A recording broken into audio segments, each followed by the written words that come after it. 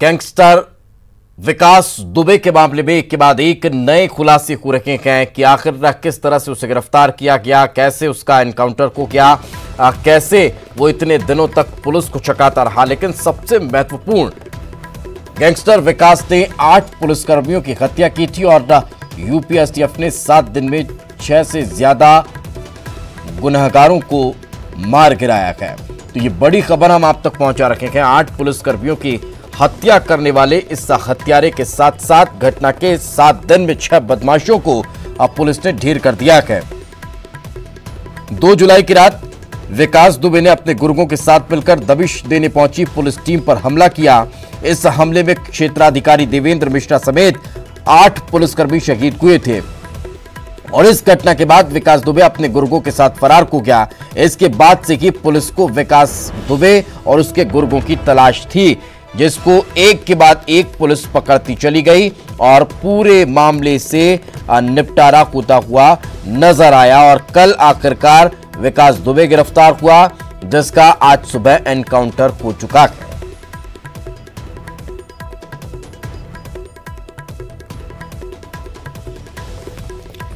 तो उत्तर प्रदेश में रातों रात आतंक का पर्याय बन चुका ये मोस्ट वांटेड अपराधी विकास दुबे पुलिस के खत्ते कल चढ़ गया था और कल पुलिस ने इससे लंबी पूछताछ की और पूछताछ के बाद इसे यूपीएसटीएफ के सुपुर्द कर दिया गया, जिसके बाद उत्तर प्रदेश पुलिस ने इससे रास्ते भर पूछताछ की और इस पूरी पूछताछ के बाद आखिरकार आज जब वाहन का एक्सीडेंट हुआ तब इसने भागने की कोशिश की और मार गिराया गया।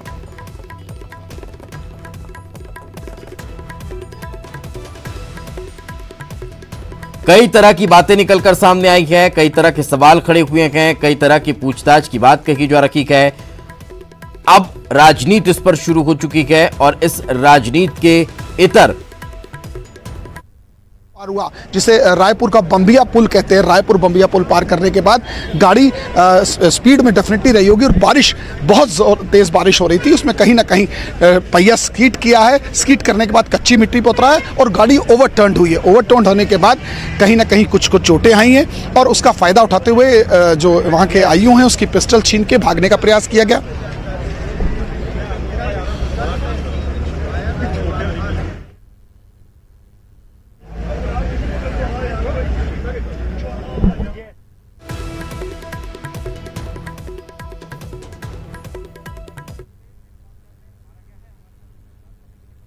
गृह मंत्री नरोत्तम मिश्रा जी हैं। नरोत्तम मिश्रा जी, विकास दुबे को पुलिस ने एनकाउंटर में मार गिराया है। कानून ने अपना काम किया है।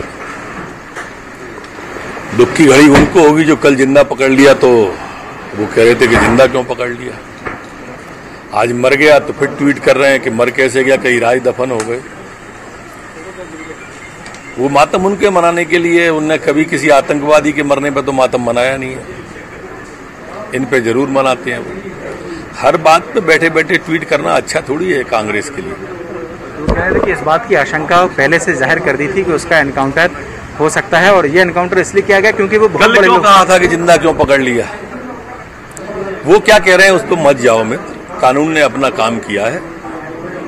सीबीआई जांच की मांग भी उठाई जा रही है कि कोई आवश्यकता नहीं है सर। उसके कई सारी ऐसी बातें थी कि वो आखिरकार उज्जैन पहुंचा कैसे, किस रास्ते से पहुंचा, ये सारी बात कल आ चुकी है और लिखित में बयान भी पुलिस ने जारी कर दिया। शायद उन लोगों ने पढ़ा नहीं होगा, पढ़ लें उसे। उत्तर प्रदेश के जो पूर्व मुख्यमंत्री हैं अखिलेश यादव, उन्होंने कहा है कि गाड़ी पार्टी का है वो। उन्हीं की मां ने कल विकास की मां ने ही कहा था कि वो समाजवादी पार्टी का है। तो ज्यादा अच्छा कि वो पार्टी के अंदर चर्चा कर लें। आपको लगता है कि इस तरीके से जो सवाल खड़े हो रहे हैं उनमें जांच की कोई आवश्यकता लगती नहीं है, चाहे सीबीआई के तौर पे हो या कोई मध्य प्रदेश का? न तो वो अपराधी था, न मध्य प्रदेश में किसी तरह की जांच की आवश्यकता है। हमारी पुलिस ने उसको पकड़ा। उत्तर प्रदेश का अपराध था, उत्तर प्रदेश पुलिस को सुपुर्द कर दिया। उत्तर प्रदेश पुलिस जाने, उसका काम जाने। मतलब तो कोई खास वजह है कि चाहे आतंकवादी मारा जाए या कोई गैंगस्टर मारा जाए या कोई स्ट्राइक हो, सवाल उठने लाजमी और पहले से प्रेडिक्शन हो जाता है कांग्रेसी नेताओं को, ये कोई खास वजह? कांग्रेसी नेता कभी आतंकवादी के मरने पर सवाल उठाते हैं क्या? बाकी सब पे उठाते हैं वो। इससे सोचो ना आप, और इसका विश्लेषण और मीमांसा की जानी चाहिए देश के अंदर। कन्हैया के वहां क्यों जाते हैं ये दौड़ के, या बाकी जगह पे क्यों ऐसा करते हैं, और बाकी पे ऐसे ट्वीट और इस तरह की बातें क्यों करते हैं, इसकी मीमांसा होनी चाहिए, ऐसा मुझे लगता है।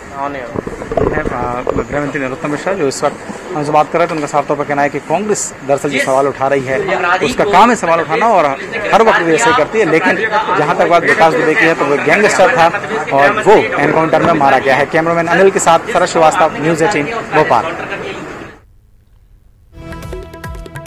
तो सुना आपने, हर सवाल का जवाब गृह मंत्री देते हुए नजर आ रहे हैं, क्योंकि कल लगातार इन पर आरोपों की बौछार कांग्रेस करती हुई नजर आई थी और आज उन्होंने कई सवालों के जवाब दिए हैं। कल भी हालांकि उन्होंने इन आरोपों का पलटवार किया था, जवाब दिए थे कि कानून अपना काम कर रहा है, इसमें किसी को चिंता करने की कोई आवश्यकता नहीं है।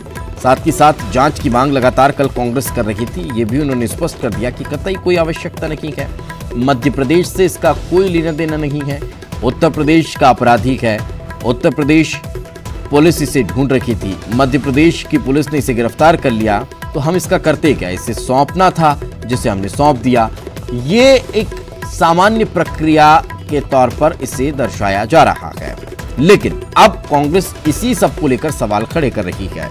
कांग्रेस ये पूछ रहे हैं कि आखिर उत्तर प्रदेश में गुनाह करने के बाद ये अपराधी मध्य प्रदेश कैसे दाखिल हुआ, कैसे मध्य प्रदेश के जिलों को पार करता हुआ ये उज्जैन पहुंच गया, उज्जैन पहुंचने के बाद भी हाई सिक्योरिटी जोन में मौजूद विश्व प्रसिद्ध मंदिर में ये कैसे घुस गया, मंदिर में घुसने के साथ इसे किसी जवान ने पकड़ा क्यों नहीं, यहां इसने दर्शन कर लिए, उसके बाद इसे गार्ड ने देखा और फिर इसे ले जाया गया, इस पर सवाल खड़े किए जा रहे हैं। बगैर किसी हथियार के इसकी गिरफ्तारी करने के लिए पहुंचे जवानों को लेकर सवाल खड़े किए जा रहे हैं। उसके बाद दिन भर इससे अलग अलग लोकेशंस पर पूछताछ हुई, लेकिन मध्य प्रदेश में कनेक्शंस को लेकर कुछ खुलासा नहीं हुआ। इसको लेकर कांग्रेस ने सवाल खड़े किए हैं। इतना कि नहीं, कांग्रेस ने इस मामले को लेकर भी सवाल खड़ा किया है कि मध्य प्रदेश में ये आया तो कहां रहा, किसके साथ रहा, कौन इसकी मदद कर रहा था, उसको लेकर कांग्रेस सवाल खड़े करती नजर आ रही है। उसके बाद जब इसे एसटीएफ को सौंपा गया तब कांग्रेस ने सवाल खड़ा किया कि कहीं एनकाउंटर ना कर दिया जाए, ऐसा ना हो कि ये सुबह तक का आप पहुंचे ही ना, ऐसा ना हो कि ये कल का सूर्य ना देख पाए। तो ये तमाम सवाल कांग्रेस कल से खड़े कर रही है, और सिर्फ कांग्रेस नहीं, समाजवादी पार्टी ने भी इसको लेकर सवाल खड़े किए हैं, आम आदमी पार्टी ने भी इसको लेकर सवाल खड़ा किया है, बहुजन समाज पार्टी ने भी इसको लेकर सवाल खड़े किए। तो तमाम राजनीतिक दल अब सवाल खड़े करते हुए नजर आ रहे हैं। तो बीजेपी इन सवालों के पलटवार करती हुई दिखाई दे रही है। समाजवादी पार्टी के राष्ट्रीय अध्यक्ष और पूर्व मुख्यमंत्री अखिलेश यादव ने ये कहा है कि दरअसल ये गाड़ी नहीं पलटी है, ये कार नहीं पलटी है, बल्कि विकास दुबे से पूछताछ में होने वाले खुलासे से सरकार पलटने से बच गई है, यही कोशिश यहां पर नजर आई। इसके अतिरिक्त अगर कल के उनके ट्वीट का जिक्र किया जाए तो कल उन्होंने जो सवाल खड़े किए थे, उन्होंने सबसे पहले तो मंशा जाहिर की कि अगर गिरफ्तार किया गया, उन्होंने ये कहा कि अगर ये सच है तो फिर इसको स्पष्ट किया जाए कि ये गिरफ्तारी है या फिर आत्मसमर्पण है। दूसरी चीज उन्होंने इसको लेकर यह भी कहा कि उसके मोबाइल फोन्स की सीडीआर को सार्वजनिक किया जाए ताकि जो मिली भगत है उसका सच सबके सामने आ पाए, लेकिन अभी तक ऐसा कुछ हो नहीं पाया। तो ये तमाम सवाल हैं जो एक के बाद एक खड़े होते हुए नजर आ रहे हैं, और ये तमाम सवालों को खड़े करने वाले राजनीतिक दल अब इस पर राजनीति करते हुए दिखाई दे रहे हैं। ऐसा आरोप बीजेपी की तरफ से लगाया जा रहा है। लेकिन इसके इतर ये तस्वीरें आप देखते चलिए, लगातार हम आपको घटनास्थल से तस्वीरें दिखा रहे हैं, ग्राउंड रिपोर्ट हमारे सहयोगी आप तक पहुंचा रखे हैं। जो जानकारी है वो ये भी बताई जा रही है कि कुछ पुलिसकर्मी भी हादसे में घायल हुए हैं, जिन्हें अस्पताल में भर्ती करवाया जा रहा है, कुछ को गोली भी लगी है। ये भी कहीं ना कहीं बातें निकलकर सामने आ रही है।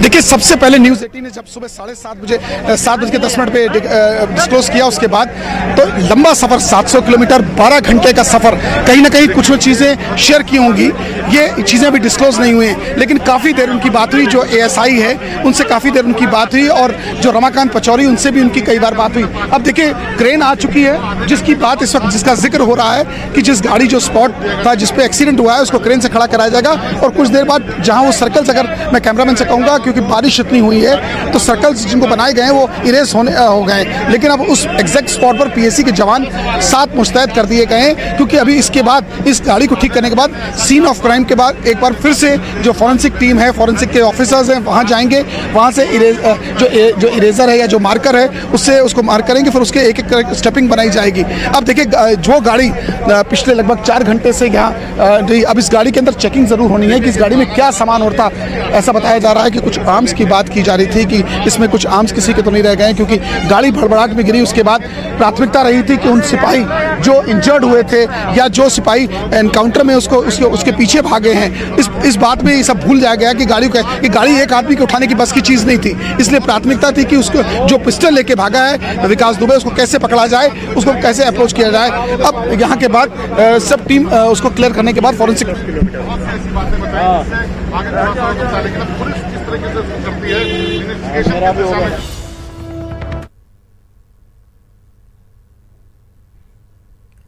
तो कांग्रेस के वरिष्ठ नेता और पार्टी के प्रमुख प्रवक्ता रणदीप सिंह सुरजेवाला ने विकास दुबे के एनकाउंटर पर ट्वीट किया है। रणदीप सिंह सुरजेवाला ने 3 सवाल उठाए हैं। उन्होंने ट्वीट किया है कि कई लोगों ने पहले ही आशंका जताई थी, लेकिन अनेकों सवाल छूट गए। अगर उसे भागना ही था तो जेल में सरेंडर ही क्यों किया? उस अपराधी के पास क्या राज थे जो सत्ता शासन से गठजोड़ को उजागर करते? पिछले 10 दिनों के कॉल डिटेल्स जारी क्यों नहीं? ये सवाल रणदीप सुरजेवाला खड़े करते हुए नजर आ रहे हैं।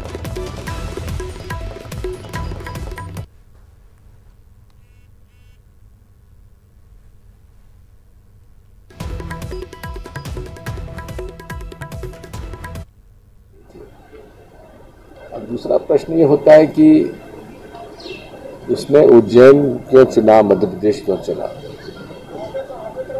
मुझे जो लगता है उत्तर प्रदेश की पुलिस से इनकाउंटर होने की संभावना से बचने के लिए, और फिर जो जिसका एक आशंका थी वही हुआ, यूपी पुलिस ने इनकाउंटर किया। और 3 इनकाउंटर हुए हैं पिछले 4 दिन में यूपी पुलिस ने जो किए हैं, 2 इसके साथी के और इसका। तीनों का जो घटनाक्रम है वो एक सा है। जब व्यक्ति ऐसे खुकार व्यक्ति गिरफ्त में है तो उसे हथकड़ी क्यों नहीं लगाई जाती? तीनों जगह यही हुआ, गाड़ी रुकी, उसने पिस्तौल या राइफल छीनी, भागा और गोली मार दी गई। तीनों इनकाउंटर एक तरीके से हुए हैं। ये थोड़ा एक प्रश्न चिन्ह लगता है। मुझे तो एक आशंका इसकी पहले से ही थी, क्योंकि इसके पास जो राज थे, कौन कौन राजनीतिक हस्तियां इससे जुड़ी हुई थी, कौन कौन पुलिस के बड़े अधिकारी, कर्मचारी, पुलिसकर्मी इससे मिले हुए थे, शासकीय अधिकारी कौन मिले हुए थे, इन सब चीज़ों का खुलासा होता है। तो तमाम तरह के अब आरोप लगाए जा रहे हैं और कई खुलासे का जिक्र किया जा रहा है, सवाल खड़े किए जा रहे हैं, एक के बाद एक प्रतिक्रियाएं भी निकलकर सामने आ रही है। उज्जैन से इस गैंगस्टर की गिरफ्तारी होती है और गिरफ्तारी के बाद से लेकर अभी तक का ये तमाम घटनाक्रम निकलकर सामने आता है। और ज्यादा जानकारी के साथ हमारे सहयोगी हमारे साथ जुड़ चुके हैं शरद। अब और किस तरह से हलचल मध्य प्रदेश में देखने को मिल रही है इस पूरे मामले को लेकर? देखिए, मध्य प्रदेश की राजनीति विकास दुबे को लेकर एकदम से हाई हो गई है। नया जो मुद्दा है एक दूसरे पर आरोप प्रत्यारोप करने का, वो विकास दुबे का एनकाउंटर बन गया है। हालांकि इस बात की संभावना कल से ही थी, क्योंकि जब विकास दुबे ने उज्जैन में आया और कांग्रेस की नज़र से देखें तो उसने सरेंडर किया सरकार ये कह रही थी कि उसकी गिरफ्तारी की गई और उसके बाद से ही जो पूरा सियासी घटनाक्रम है वो शुरू हो गया था। कल ही कांग्रेस की ओर से ये मांग उठाई गई थी कि सीबीआई जांच होनी चाहिए कि आखिरकार उसने उज्जैन में ही आकर क्यों सरेंडर किया, और अगर उज्जैन में किया तो फिर क्या उज्जैन या मध्य प्रदेश इतना सेफ बन गया है कि 7 राज्यों की जो पुलिस जिस खूंखार गैंगस्टर को ढूंढ रही हो वो इतने आसानी से आकर यहाँ पर रह सकता है या बैठ सकता है या घूम सकता है मंदिर के अंदर। तो कल ये बात उठ रही थी और अब जबकि उसका एनकाउंटर हो गया है, क्योंकि कल ही मध्य प्रदेश की पुलिस ने यूपी एसटीएफ को सौंप दिया था विकास दुबे को, और विकास दुबे को सड़क के रास्ते मध्य प्रदेश से ले जाया जा रहा था कानपुर, और उस बीच में ये पूरा जो घटनाक्रम हुआ है एनकाउंटर का वो हुआ है। उसके बाद से अब लगातार जो राजनीति है वो फिर से तेज हो गई है। कांग्रेस की ओर से फिर ये मांग की गई है कि पूरा मामला संदिग्ध है, सीबीआई से जांच होनी चाहिए, सीडीआर निकलवाना चाहिए, वो कौन से लोग थे जिन्हें फायदा हो सकता था, या तमाम तरह के सवाल हैं जो कहीं ना कहीं हवा में तैर भी रखे थे। आप शरद आप साथ में रखें, आगे भी आपसे चर्चा करेंगे। वक्त का ब्रेक का हो चुका है, ब्रेक के बाद जल्द हाजिर होंगे और आगे भी बातचीत को जारी रखेंगे। जल्द लौटते हैं।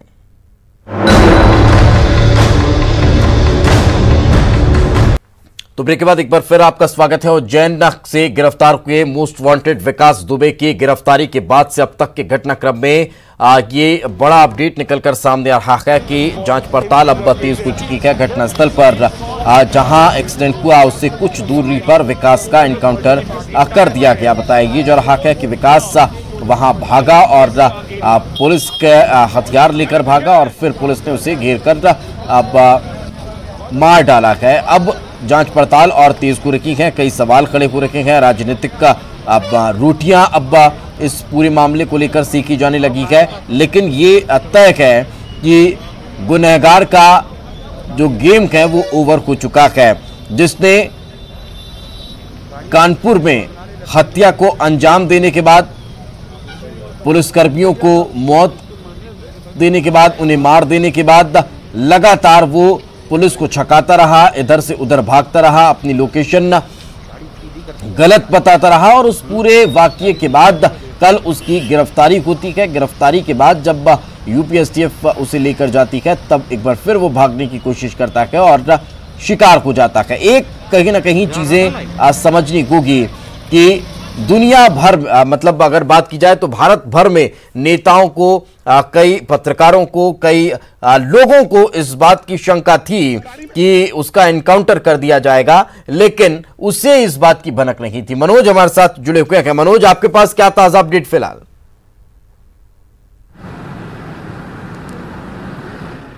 जी बिल्कुल, अब मध्य प्रदेश पुलिस की तरफ से हालांकि अब किसी तरीके की जांच इस पूरे मामले में नहीं की जाएगी, क्योंकि 3 बिंदु थे जिन पर अब जानकारी जुटाई जा रही, क्योंकि जितनी जानकारी विकास दुबे से कल हासिल पूछताछ के दौरान की गई थी उसकी एक फाइल बनाकर, तमाम जानकारियों की डिटेल बनाकर यूपी पुलिस जो आई थी उस टीम को दे दी गई थी। हालांकि अब क्योंकि एनकाउंटर हुआ है, उस एनकाउंटर की पूरी फाइल तैयार होगी तो उस फाइल में इस बात का भी जिक्र रहेगा दीपेश की वो उज्जैन कैसे पहुंचा और उज्जैन में उसकी किसने मदद की और किन किन पुलिसकर्मियों ने उसको पकड़ा। हालांकि police, MP police, Ujjain police जांच इसलिए नहीं करेगी क्योंकि उस पर कोई मध्य प्रदेश में मुकदमा दर्ज नहीं किया गया था, उसे कोर्ट में पेश नहीं किया गया था, क्योंकि 24 घंटे के अंदर, 24 घंटे से पहले ही उसे यूपी पुलिस को सौंप दिया गया। लेकिन इससे पुलिस अब कहीं ना कहीं मनोज कई सवाल हैं जो मध्य प्रदेश पुलिस पर भी खड़े हो रखे हैं और उनके जवाब मध्य प्रदेश पुलिस को कहीं ना कहीं देना होगा, जिसकी कोशिश लगातार पत्रकार भी कर रखे हैं कि कम से कम इन सवालों के जवाब मिलना चाहिए। सवाल नंबर 1 कि तमाम तरह के अलर्ट और अब हाई सिक्योरिटी होने के बाद भी ये कुख्यात अपराधी जिस पर 5 लाख का इनाम, जिस पर 8 पुलिसकर्मियों के मर्डर का आरोप, जिसने हत्या की, इसके अलावा जो कई और ऐसे मामले हैं जिनमें संदिग्ध है, वो कैसे मध्य प्रदेश में एंटर कर जाता है? ये सबसे बड़ा सवाल। क्या इसकी पूछताछ हो पाई मध्य प्रदेश में कि आखिर ये कैसे आया और उसका कोई जवाब निकलकर सामने आया? दीपेश, बिल्कुल आपने जो सवाल किया है उसमें एक बिंदु ये भी शामिल है, क्योंकि अब एमपी पुलिस जांच नहीं करेगी, जानकारी जुटा के यूपी पुलिस को देगी। यूपी पुलिस जब एनकाउंटर की फाइल तैयार करेगी तो उसमें ये जानकारी होगी। पहली जानकारी ये खंगाली जा रही है, ये जुटाई जा रही है कि राजस्थान के कोटा से होते हुए किन रास्तों से सीसीटीवी फुटेज को खंगाला जा रहा है, तो वो रोड में पूरा पुख्ता करके दिया जाएगा, जो अभी तक पूछताछ में बताया था, कल तक की पूछताछ में बताया था। दूसरा ये कि जो गार्ड की और उसमें घायल हुआ, जो बाद में हॉस्पिटल में ले जाया गया और वहाँ उसको डेड घोषित किया गया है। इसके बारे में ऑफिशियल वर्जन जब आएगा तो मुख्यालय के द्वारा रिलीज किया जाएगा। सर, बयान में क्या कबूला था? अभी तक कुछ बातें निकल के अभी ये कोई चीज़ है, अभी तो रास्ते में आ ही रहा था। अभी यहाँ पूछताछ कहाँ हुई थी? पूछताछ के बाद अभी इसके बारे में ऑफिशियल बयान जारी किया जाएगा। एक्सीडेंट में क्या लापरवाही रही, क्या इन चीज़ों को भी देखा जाएगा? ये अभी जब ऑफिशियल वर्जन जारी किया जाएगा उसमें सभी चीज़ें रहेंगी। सर, जिन पुलिसकर्मियों को गिरफ्तार किया गया है, क्या उन पर भी कार्रवाई की जाएगी? कुछ बातें निकल के आई हैं? अभी ये तो विवेचना का प्रश्न है, इसको देखा जाएगा, इसको देखा जाएगा। विवेचना में जो तथ्य आएंगे वो देखेंगे। ठीक है।